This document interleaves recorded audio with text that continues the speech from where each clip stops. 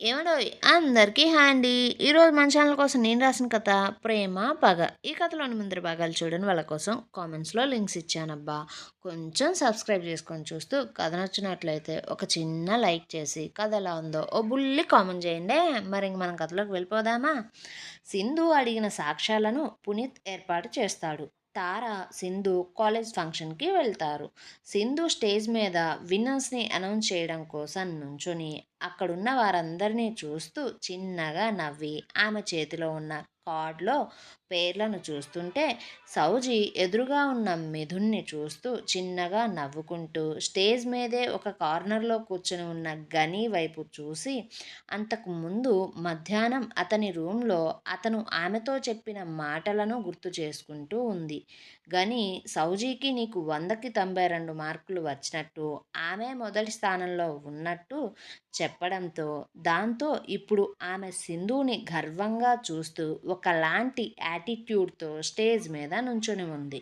సింధు తన చేతిలో ఉన్న కార్డ్‌లో టాప్ 5 కంటెస్టెంట్ల పేర్లు చదువుతూ, fifth place goes to Hima, fourth place goes to Gamya, third place goes to Sravya, second place Nakshatra అంటూ మొదటి ప్లేస్ చదవడాన్ని ఆపేసి సౌజీనే చూస్తూ కింద ఉన్న మిథున్ వైపు ఒకలాంటి నవ్వును విసిరి పక్కనే ఉన్న ప్రిన్సిపాల్ వైపు తిరిగి మైక్ని ఆఫ్ చేసి అతనితో ఆ కార్డ్ని చూపిస్తూ మాట్లాడుతూ ఉంది.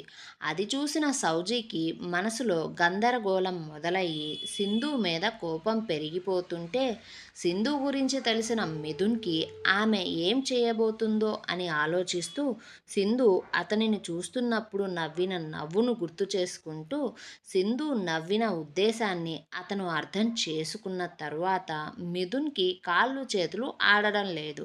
ఆ విషయం నేను ఎలా మర్చిపోయాను అనుకుంటూ భయంగా సౌజీనే చూస్తూ సౌజీ కోసం మెసేజ్ని టైప్ చేస్తూ ఆమెనే చూడగా అతని కళ్ళు ర్యాంప్ వాక్ స్టేజ్ మీద వెనక వైపు ఉన్న ఎల్ఈడి స్క్రీన్ మీద ఆగిపోయాయి. దాని మీద సౌజీకి సంబంధించిన pregnancy test reports, scanning reports play అవుతూ ఉన్నాయి. దాంతో అక్కడున్న వారందరూ దాన్ని పరీక్షించి చూస్తూ ఉంటే సింధు మైక్ని ఆన్ చేసి ఈ సంవత్సరం college miss queen goes to Vandita అంటూ అనగానే సౌజీ అప్పటికే తన వెనక ఉన్న స్క్రీన్ చూడకుండా గట్టిగా అరుస్తూ, లేదు ఇదంతా అబద్ధం, ఇది నిజం కాదు, నేనే ఫస్ట్ ప్లేస్లో ఉన్నా, అది నాకు తెలుసు, నువ్వు మనసులో ఏదో పెట్టుకొని ఇదంతా చేస్తున్నావు అంటుంటే సింధు అందరి ముందు మైక్లో వినిపించే విధంగానే సౌజీ నేను నా మనసులో ఏమీ పెట్టుకోలా, అలా పెట్టుకొని నిన్ను సాధించే అవసరం నాకేంటి, నువ్వే కడుపులో బిడ్డను పెట్టుకొని మిస్ కాలేజ్ కాంపిటీషన్కి వచ్చావు, అసలు నువ్విలా రావాల్సిన అవసరం ఏంటి అంటుంటే సౌజీకి షాక్ కొట్టినంత పని అవ్వడంతో సింధు ఇలా చేస్తుందని ఊహించని ఆమె అదే షాక్లో నమ్మలేనట్లు 4 అడుగులు వెనక్కు వేస్తూ ఆమె వెనకనే ఉన్న ఎల్ఈడి స్క్రీన్కి తగిలింది.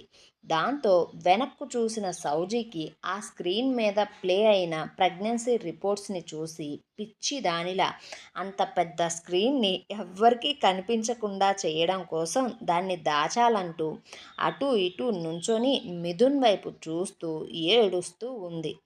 మిథున్ ఆమె కంగారుగా హై హీల్స్తో అటూ ఇటూ తిరగడం, పిచ్చిదానిలా దాన్ని దాచాలని చూస్తూ ఏడవడాన్ని చూసి ఇంకా అక్కడే కూర్చొని ఉండలేక స్టేజ్ మీదకు వెళ్ళి ఆమెను ఓదారుస్తూనే సింధు ఎందుకిలా చేశావు, ఇది సౌజీ పర్సనల్, నువ్వు ఎందుకిలా అందరి ముందు తెలిసేలా చేశావు అంటే సింధు అమాయకంగా అదేంటి మిథున్ నువ్వు అలా అంటావు, ఈ షో రూల్స్ అన్నీ నాకు తెలుసు, నేను వరుసగా 4 సార్లు గెలిచా, కాబట్టి దీన్ని గెలవడం కోసం ఒక్కొక్కళ్ళు ఎంత కష్టపడతారో నాకు బాగా తెలుసు మిథున్, ఒక అర్హత లేని మనిషికి ఈ గౌరవం దక్కడం భావ్యం కాదు, అయినా నాకు అర్థం కాని విషయం ఏంటంటే సౌజీ ఫిజికల్ గేమ్స్ కూడా ఆడలేదు, ఓడిపోయింది, క్విజ్లో కూడా గెలవనే లేదు, కానీ ఆమెకు 92 మార్క్స్ ఎలా వచ్చాయి, ఇంకా ఇంతకు ముందు సౌజీ ర్యాంప్ వాక్ చేయడం కూడా సరిగా రాక 2 సార్లు కింద పడబోయింది, అయినా కూడా తను ఫస్ట్ ప్లేస్లో ఎలా ఉంది, ఇది ఎలా సాధ్యమైంది? నాకు తెలియడం లేదు అంటూ ఆమె ముందు ఉన్న మైక్‌ని ఆన్ చేసి అంతా మాట్లాడుతూ ఉంది. దాంతో ఆమె మాట్లాడిన ప్రతి ఒక్క మాటను అక్కడున్న వారందరూ విన్నారు. సింధు మాటలన్నీ విన్న మిథున్ కోపంగా, సింధు అదంతా మనకు అనవసరం. నీకు కాలేజ్‌లో వారు చెప్పిన పని మాత్రమే చేస్తే బావుంటుంది. ముందు అలా రిపోర్ట్స్‌ని, స్కానింగ్‌ని ప్లే చేయడం ఆపేసేయ్ అంటుంటే సింధు మాత్రం మిథున్ మాటలను పట్టించుకోకుండా, అసలు నువ్వెందుకు కోపడుతున్నావు మిథున్? నువ్వు ఇదే కాలేజ్‌లో చదువుకున్నావు కదా! నీకు తెలుసు కదా ఈ షో రూల్స్ అన్నీ. ఆమె కడుపుతో ఉండడం వల్ల ఈ షోకి ఎలిజిబుల్ అయితే ఏమీ కాదు కదా అంటూ మాట్లాడుతూ పూజనే చూడగా, పూజ సింధు ఉద్దేశాన్ని అర్థం చేసుకుని కొంచెం పెద్ద గొంతుతో, అసలు ఇక్కడ విషయం మనమందరం మర్చిపోతున్నాం. సౌజీకి ఇంకా పెళ్లి కాలేదు. మరి ఆమె తల్లి ఎలా అయ్యింది? ముందు ఆ పిల్లని ఆ విషయానికి సమాధానం చెప్పమనండి అనడంతో అక్కడున్న వారందరూ గుచ్చి గుచ్చి సౌజీనే చూస్తూ, అసలు మిథున్ ఎందుకు తనని సపోర్ట్ చేస్తున్నాడు? మిథున్ సింధు భార్యాభర్తలు కదా! పైగా వారిద్దరూ ఇదే కాలేజీలో చదువుకొని ప్రేమించుకొని పెళ్లి చేసుకున్నారు. ఇప్పుడేమో ఇద్దరు రెండు విధాలుగా మాట్లాడుతున్నారు అంటూ వారి గురించి తెలిసిన వారు అక్కడ ఆ విషయాన్ని తెలియని వారితో మాట్లాడుతూ పలు రకాలుగా స్టేజ్ మీద మిథున్ని, సౌజీని చూస్తూ చెవులు కొరుక్కుంటూ ఉన్నారు. సౌజీ మిథున్కి ఆ మాటలు వినిపిస్తూ ఉంటే వారిద్దరి ముఖాలలో నెత్తురు చుక్క లేకుండా పోయింది. వారిని అలా చూసిన సింధు మరొకసారి మిథున్ వైపు అదే కన్నింగ్ నవ్వును విసురుతూ తన చూపును మళ్ళీ స్క్రీన్ మీదకు మళ్లించింది. ఈసారి మిథున్ వెనక ఉన్న స్క్రీన్ మీద మిథున్ కంపెనీ అకౌంట్ నుండి జడ్జిలకు 30,000 పంపించిన వివరాలు ఉన్నాయి. అందరికీ ఆ విషయం అర్థమయ్యింది ఆ స్క్రీన్ను చూడగానే. దాంతో అతన్ని అందరూ తిడుతున్నారు.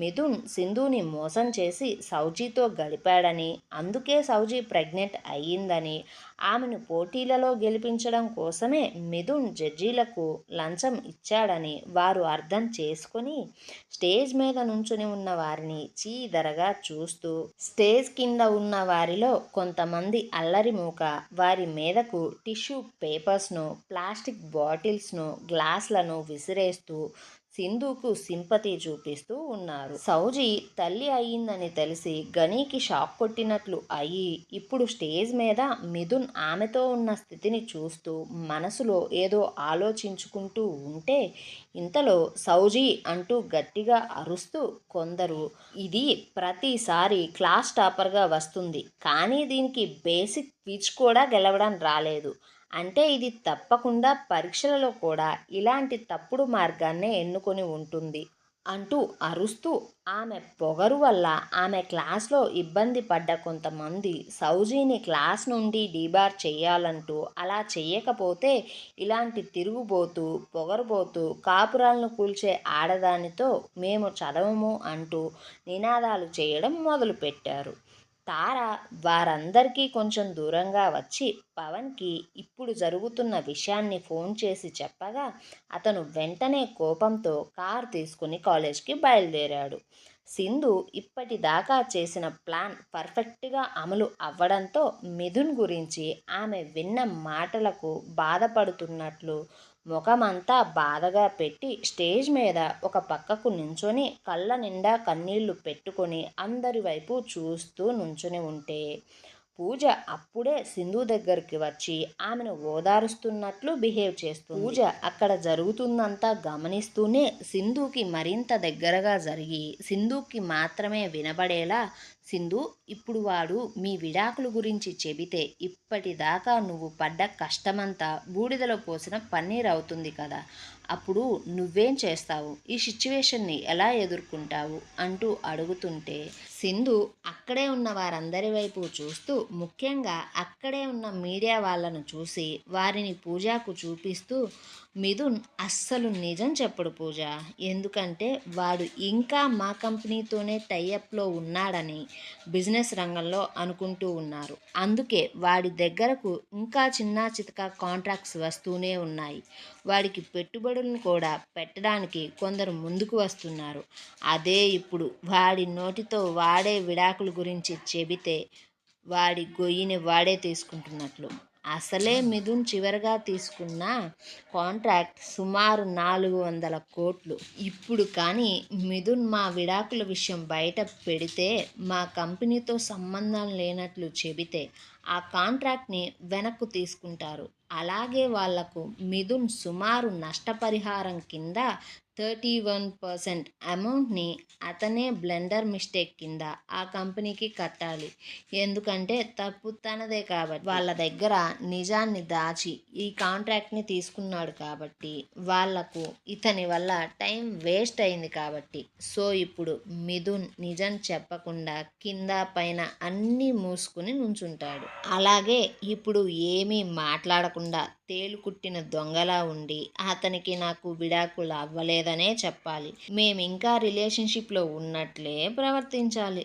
ఇప్పుడు సౌజీ కడుపుతో అతనికి సంబంధం లేనట్లు నడుచుకోవాలి అంటూ కోపంగా ప్రతి దాన్ని పూజకు వివరిస్తూ మిథున్నే చూస్తుంటే, అప్పటికే మీడియా వాళ్ళు మిథున్ని, సౌజీని ప్రశ్నలతో తెగ విసిగిచ్చేస్తున్నారు. ఇంతలో ఆ కాలేజ్ ప్రిన్సిపాల్ అక్కడి గొడవను చల్లబరచడం కోసం, అలాగే ఆ గొడవకు కాలేజ్కి ఎలాంటి సంబంధం లేదు అని చెప్పడం కోసం సౌజీని 2 నెలలు డీబార్ చేస్తున్నట్లు, ఇక్కడ ఇప్పుడు జరిగిన గొడవకు నష్టపరిహారం కింద ఆ ఈవెంట్కి ఖర్చు చేసిన మొత్తం 5 లక్షలను కూడా ఆమె పే చేయాలంటూ, ఒకవేళ అలా చేయని పక్షంలో శాశ్వతంగా కాలేజ్కి రానవసరం లేదు అంటూ అనౌన్స్ చేశాడు ప్రిన్సిపల్. మీడియా వారు అక్కడికి గడిచిన 10 సంవత్సరాల నుంచి ఆ ఈవెంట్ని కవర్ చేయడం కోసం రావడం వల్ల సింధుకి మిథున్కి ఉన్న సంబంధం వాళ్లకు అప్పటికే తెలుసు. దాంతో అక్కడ మీడియా వారు, మిస్టర్ మిథున్, మీరు సింధుతో విడిపోతున్నారా? ఈ సౌజీ మీకేమవుతుంది? ఎందుకు ఈమె కోసం మీరు జడ్జిలకు లంచం ఇచ్చారు అంటుంటే, మరో రిపోర్టర్, సౌజీ గారు, అసలు మీకు మిథున్ ఏమవుతాడు? అతను మీకు ఎలా తెలుసు? మీకు ఈ కడుపుకి ఆయనకి ఉన్న సంబంధం ఏంటి? లేదా అసలు మీ ప్రెగ్నెన్సీకి కారణమే మిథునా? లేక మరెవరైనా? అంటూ ప్రశ్నలు వర్షాన్ని కురిపిస్తూ ఉంటే మిథున్, సౌజీ కోపంగా వారికి సమాధానం చెప్పకుండా సింధు వైపే చూస్తున్నారు. దాంతో అది గమనించిన మరికొందరి రిపోర్టర్ సింధు దగ్గరికి వచ్చి, సింధు గారు, మీరు ఇదే కాలేజ్లో 4 సంవత్సరాలు మిస్ క్వీన్ కాంపిటీషన్లో గెలిచారు. చివరిసారిగా గెలిచినప్పుడు ఇదే స్టేజ్ మీద మీరు, మిథున్ గారు ఇద్దరూ రిలేషన్షిప్లో ఉన్నట్లు, మీ ఇద్దరి ఎంగేజ్మెంట్ డేట్ను అలాగే పెళ్లి డేట్ను కూడా ఇదే స్టేజ్ మీద అనౌన్స్ చేశారు. అలా చేసిన కొన్ని రోజులకే మీ ఇద్దరు కూడా పెళ్లి చేసుకున్నారు. అలాంటి మీ మధ్య కొన్ని నెలలలోనే ఇలా జరగడానికి కారణం ఏంటి? అసలు ఆ సౌజీ ఎవరు? ఆమెకు, మిథున్కి మీకు ఉన్న సంబంధం ఏంటి? ఇలాంటి సమయంలో మీ పక్కన ఉండవలసిన మిథున్ సౌజీ పక్కన ఎందుకున్నాడండి అంటూ సింధుని కూడా చాలా ప్రశ్నలతోనే చుట్టుముట్టేశారు. సింధు మిథున్నే చూస్తూ అక్కడున్న రిపోర్టర్స్ అందరినీ ఒకసారి గమనించి, ముఖం మీద ఎలాంటి భావాన్ని బయటికి కనిపించనీయకుండా చూస్తూ, ఆ సౌజీ మిథున్కి మరదలవుతుంది అనగానే ఆ విషయం తెలియని వాళ్ళు చాలామంది ఇప్పుడు ఇంకొంచెం మసాలా వేసి వారి కళ్ళ ముందు జరిగిన దాని గురించి పలు రకాలుగా మాట్లాడుకుంటూ ఉన్నారు. సింధు మాటలన్నీ విన్న మిథున్కి గుండెల్లో భయం మొదలైంది. సింధు ఎక్కడ నిజం చెబుతుందో అని, అతని కంపెనీని ఎక్కడ నాశనం చేస్తుందో అని కంగారు పడుతూ సౌజీని వదిలి సింధు దగ్గరకు వెళ్ళాలి అని చూడగా, సౌజీ అతని చేతిని గట్టిగా పట్టుకొని కోపంగా దూరంగా ఉన్న సింధునే చూస్తూ పక్కనే ఉన్న అతనికి మాత్రమే వినిపించేలా, బావా, నువ్విప్పుడు అక్కడికి పోతే సింధు నిజం చెప్పడాన్ని ఆపగలవేమో, కానీ నేను మీడియాకి ఇక్కడ నిజం చెప్పేస్తా. నన్ను ఇంతగా అవమానించిన సింధుని నేనెందుకు వదులుతా? ఆమె తిరిగి నిన్ను ఎలాగైనా తన వాణ్ణి చేసుకోవడం కోసం, తన దగ్గరికి రప్పించుకోవడం కోసం మాత్రమే ఇలా చేస్తుంది అంటూ అతనితో బాధగా మాట్లాడుతూ అతనినే బెదిరించింది. సింధు తెలివికి పూజ అవాక్కైతే తార కళ్ళు తేలేసి అక్కడ ఏమవుతుందో అని నరాలు తెగే అంతగా చూస్తూ ఉంది. అప్పుడే పవన్ కాలేజ్ ఎంట్రన్లోకి వచ్చి కార్ని పార్క్ చేసి ఆడిటోరియంలోకి వస్తూ ఉన్నాడు. సింధుని ఇంకా మీడియా ప్రశ్నిస్తూ, సింధు గారు, ఈ మధ్య ఒక వార్త వినిపిస్తుంది, మీ కంపెనీ నష్టాల్లోకి వెళ్ళిందంటూ. అది ఎంతవరకు నిజమంటారు? 2-3 సంవత్సరాల క్రితం సిటీలోనే టాప్లో ఉన్న కంపెనీ ఎందుకు అంత దారుణంగా నష్టాలను చూడవలసి వస్తుంది? కంపెనీ అలాంటి స్టేజ్లో ఉన్నా కూడా మీరు ఇలాంటి పార్టీలకు రావడాన్ని, ఇలా నిజాలను బయటపెట్టడానికి గల కారణాలని తెలుసుకోగలమా మేము అంటుంటే, సింధు చాలా తెలివిగా, చూడండి, నా తండ్రికి ఆరోగ్యం బాగాలేదు, అందుకే నేను గడచిన నెల నుండి హాస్పిటల్ చుట్టూనే తిరుగుతున్నా. అలాగే నా పరిస్థితిని అదునుగా తీసుకున్న కొందరి వ్యక్తులు నా బిజినెస్ని దెబ్బ కొట్టాలని చూశారు. అది ఇప్పుడు చాలా నష్టాలలో ఉంది. మీరు విన్న వార్త గాలి వార్త ఏమీ కాదు, నిజమే. నమ్మిన వారే నన్ను మోసం చేశారు. దయచేసి నన్ను ఇంతకు మించి ఏమీ అడగద్దండి. నా జీవితంలో ఏం జరుగుతుందో నాకే తెలియడం లేదు. మీరే కొంచెం పెద్ద మనసు చేసుకుని దాని గురించి నిజాలన్నీ బయట పెట్టండి. ప్లీజ్ నన్ను కొంచెం అర్థం చేసుకోండి అంటూ వారందరితో చాలా బాధగా మాట్లాడుతూ ఉండగానే గన్ తీసుకొని పవన్ స్టేజ్ వైపు వడివడిగా నడుస్తూ ఉన్నాడు. ఏమండోయ్, మరిప్పుడు సౌజీ మిథున్ మీడియా నుంచి ఎలా తప్పించుకోబోతున్నారు? సింధు ఇచ్చిన దెబ్బకు మిథున్ దారిలోకి వస్తాడా? పవన్ అంత కోపంగా గన్ తీసుకొని వస్తున్నాడు కదా, ఇప్పుడు ఎవరిని ఏం చేయబోతున్నాడు? ఇలాంటి విషయాలన్నిటికీ సమాధానం కావాలంటే మన ఛానల్ని సబ్స్క్రైబ్ చేసి, ఈ వీడియోని లైక్ చేసి, కథ ఎలా ఉందో ఓ బుల్లి కామెంట్ చేయండి అబ్బా.